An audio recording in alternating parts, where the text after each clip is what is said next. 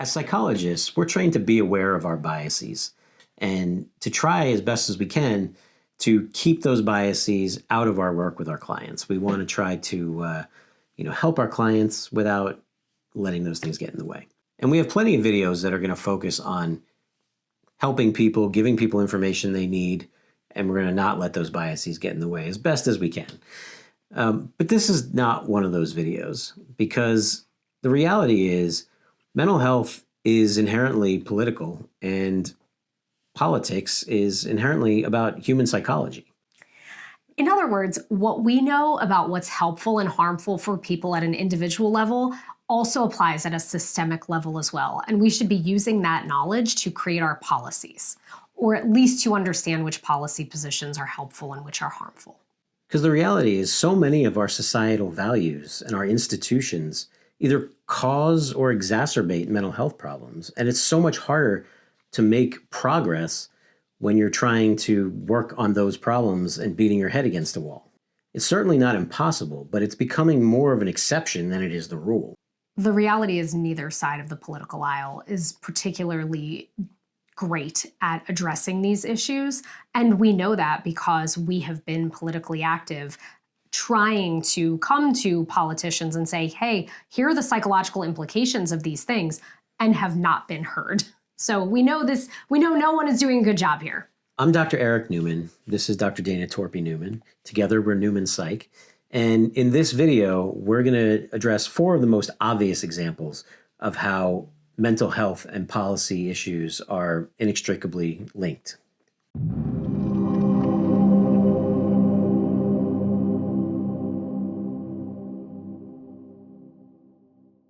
The first area that we're going to talk about is the one that obviously you have seen us talk about a lot, which is healthcare.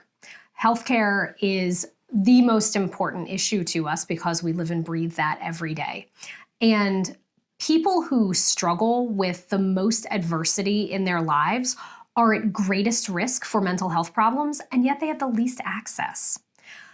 Health insurance companies make it difficult to impossible for people to actually access services when they need them the most. Even people who are struggling with physical problems have healthcare companies create mental health problems for them with how much time they need to spend on the phone yelling at them to cover the services they've been paying for. We know that healthcare is more effective and cost efficient when it's addressed proactively or from a wellness or prevention model. But our health insurance system forces us to address things from a symptom reduction or reactive approach. And it costs us all more, both in terms of money and psychological resources to cope with whatever is going on for us and coping with dealing with them. All right, so the next issue we're going to talk about is education, because we know that one of the primary factors related to how well you are doing mentally throughout your life is opportunity. And one of the primary drivers of opportunity, of course, is education. However, we continue to underfund our public schools all across this country. We say we're concerned about the increasing rates of mental illness, particularly around issues like children's suicide rates, violence as well, right?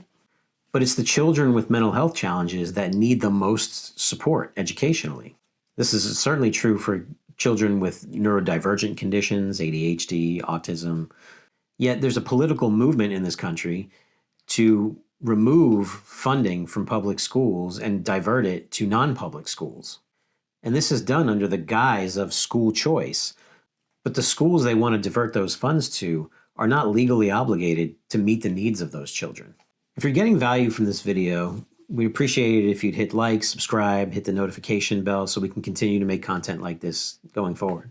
The third issue that we want to address here is DEI, which for those of you that have heard the letters but don't know what they stand for, means diversity, equity, and inclusion. And regardless of what you've been told, DEI simply refers to respecting all aspects of diversity. This includes things like gender, race, ethnicity, religion, sexual identity, sexual orientation, neurodivergence, and acknowledging that differences bring strengths.